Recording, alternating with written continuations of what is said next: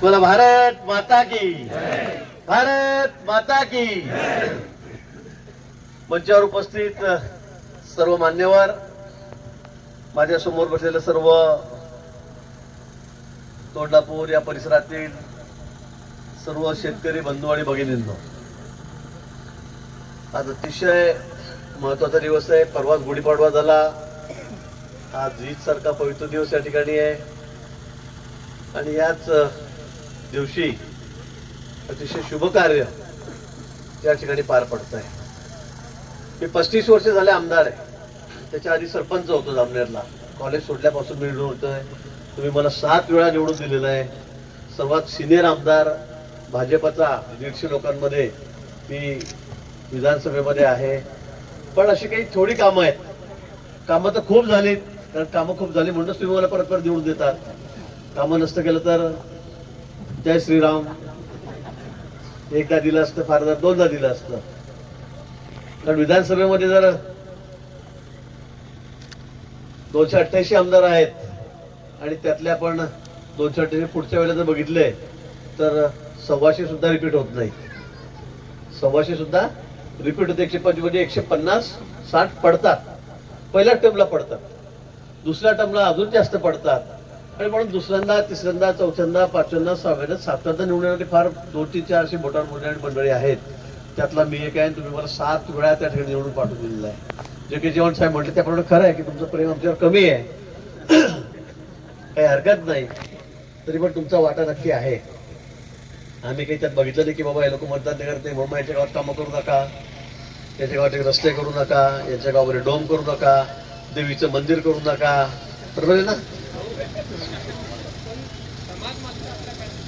हा हा हो. पण मग हाडोळ्याचा रस्ता म्हणजे खरं माझ्या आयुष्यातलं, माझ्या या 35 वर्षाच्या कारकिर्दीतलं मला असं वाटतं की जे 2-3 कामं माझ्या लक्षात सारखे आहेत, लक्षात राहण्यासारखे आहेत. वसंतनगरचा रस्ता असेल, वसंतनगरचा असे रस्ते आहेत. पण हा रस्ता जो झालेला आहे हा खरं म्हणजे वरती कुठलं गाव नाहीये, ते गाव होतं, त्यांना तिकडे क्रमप्राप्त होतं. पण इथे फक्त शेतकऱ्यांसाठी आणि मोजक्या शेतकऱ्यांसाठी, त्याच्यामुळे माझ्या गावातलं खूप लीड वाढणार होतं, का मी निवडून येणार होतो, का खूप पुढे जाणार होतो असंही नाही. पण शेतकऱ्यांची अडचण खूप महत्वाची होती. मला पहिल्या टर्मपासून लोक सांगतात, पहिल्यांदा मी वरती भाऊ आमचा हा रस्ता कर सांगा, आम्ही तुम्हाला मतदान करतो. विशेष आमचे कोळी बांधव सगळे या ठिकाणी आहेत, ते सुद्धा म्हणायचे हा रस्ता तुम्ही कर सांगा, तर आम्ही तुम्हाला मतदान करतो. मी हो सांगायचो. मशीन यायचं, ठेकेदार पळून जायचा. किती वेळा ठेकेदार पळून गेला असेल, किती वेळा मशीन आला असेल. आणि नुसतं मग ते खोदायचं, गोल गोल करायचं, तिथे फक्त मुरुम करायचा, ते दाबायचं, पावसाळा आला की परत वाहून द्यायचं तेवढा तो तुकडा. काही जमत नव्हतं. आणि पण जे.के. चव्हाण साहेबांना मी म्हटलं हो हे जमणार नाही. ते म्हणजे रस्ता आपल्याला करणारच आहे. पण म्हटलं आता 600 एकर जमिनीसाठी एवढा खर्च, आज असा रस्ता डांबरीकरणाचा म्हटलं तर त्याला 50 लाख रुपये किलोमीटरला लागतात. 4 किलोमीटरला 2 कोटी रुपये लागले असते. पण इथे आपण जवळपास 13 कोटी रुपये खर्च केले. 13 कोटी म्हणजे 6 पट पैसे जास्त या रस्त्यावर टाकले. आणि एकदा म्हणजे असं नाही की बघ डांबरी केला 2-3 वर्षांकडे, हा स्लोप आहे, पाणी जोरात येतं सगळं डोंगराचं, त्यामुळे तो रस्ता वाहून गेला असता. 2-3 वर्षामध्ये पुन्हा खड्डे पडले असते सगळे. पण हा रस्ता मी तुम्हाला दाव्याने सांगतो, तुम्हाला 40 वर्ष थोडा सुद्धा खड्डा या रस्त्यावर पडणार नाही. 40 वर्ष म्हणजे आपली ही पिढी आहे, पुढची पिढी येईल तोपर्यंत या ठिकाणी हा रस्ता खराब होणार नाही. मलाही मी पाहायला आलेलो नव्हतो. सुरुवातीला पायी आलो होतो, हे आलो होतो, पण काम सुरू झालं, कामाचं टेंडर निघालं, माझ्याकडे खातं आलं, जे की चव्हाण सांगितलं. एकदा टेंडर झालं, कोणी झालं नाही भरायला. दुसऱ्यांदा काढलं, हे कोण करीत एवढं मोठं पाड करत बसतात, रिकामे धंदे करण्यापेक्षा आम्ही चांगले काम इकडे करू, 4 पट पैसे जास्त कमवू. दुसऱ्यांदा कोणी आलं नाही, तिसऱ्यांदा कोणी आलं नाही, चौथ्यांदा कोणी आलं नाही. कोणी ठेकेदार भेटत, त्याला काय करा, पैसे टाकले तुम्ही पण ठेकेदार भेटत नाही, तर काय करायचं. मग मी मनीषला बोलवलं. मनीषला म्हटलं रस्ता करायचाच आहे, करून टाकू.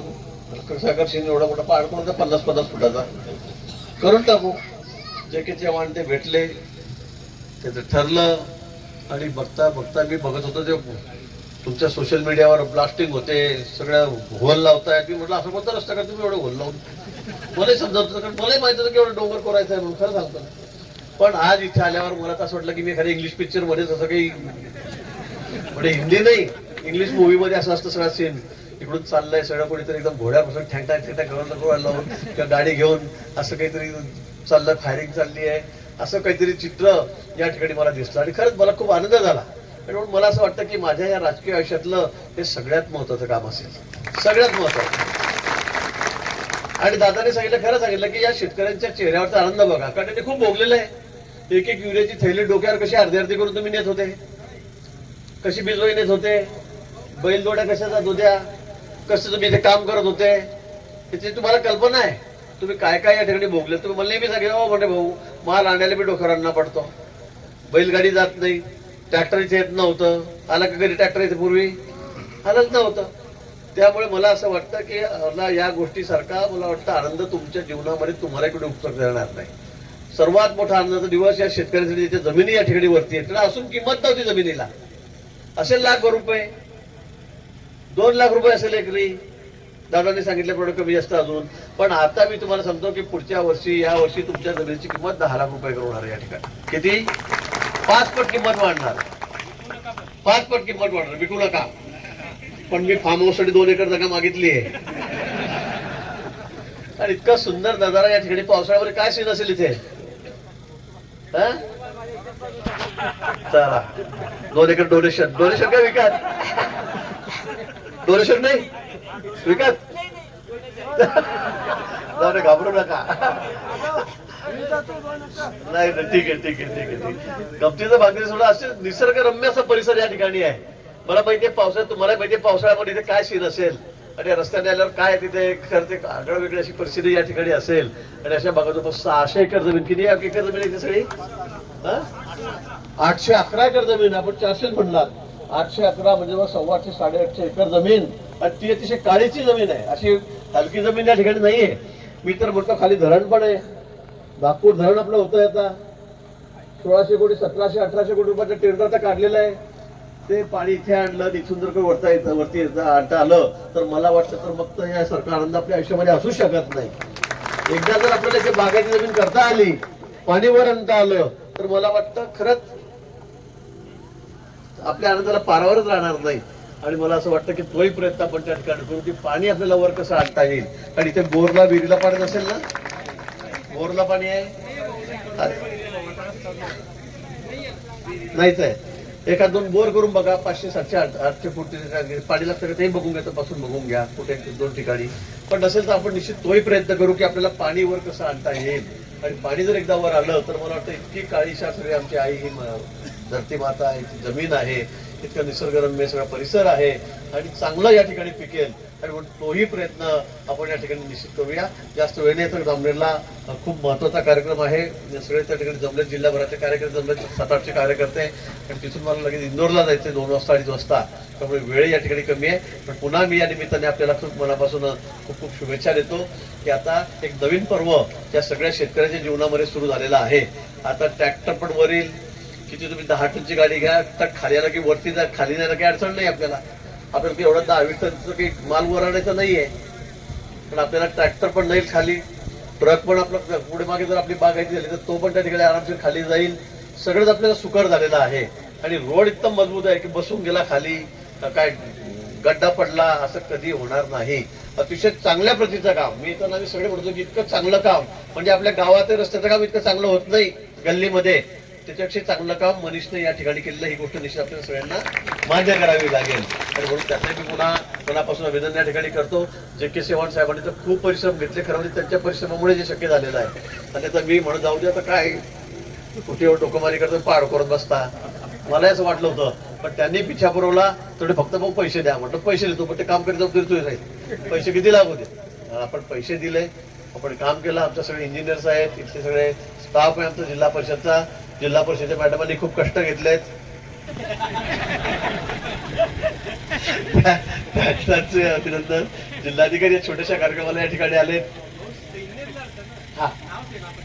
हा बरोबर हे बरोबर आहे आणि म्हणून सगळ्यांच मनापासून आभार या ठिकाणी मानतो पुढचा रस्ता आपला एक इकडे मला वाटतं 4-5 किलोमीटर राहिलेला आहे धावडा हा हा जर रस्ता आपण इकडनं 5 किलोमीटर केला तर मला वाटतं आपण एकदम शॉर्टकटने चालले जाऊ ना. इकडनं ट्रॅफिकच सुरू होईल ना सगळीकडे. आपल्या हद्दीपर्यंत झालेला आहे. आता सरळ आहे. आता डोंगर दऱ्या काही नाही. चला मी हा रस्ता तुम्हाला तात्काळ मंजूर करून देतो. पुढे तुम्हाला हा एकदम शॉर्टकट होऊन जाईल. 40 किलोमीटर शॉर्टकट बुलढाणा होऊन जाईल. म्हणजे अजून काय पाहिजे आपल्याला.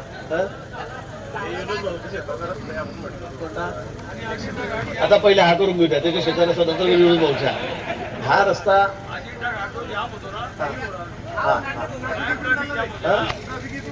ट्रॅफिक होऊन जाईल. बर बर. कोण पडलं? सचिन जास्त वजन नको वाढून. दादा आलेत का? अच्छा दादा इकडे आलेले. खूप आग्रह या सगळ्या मंडळीचा होता. खूप काही करा भाऊ.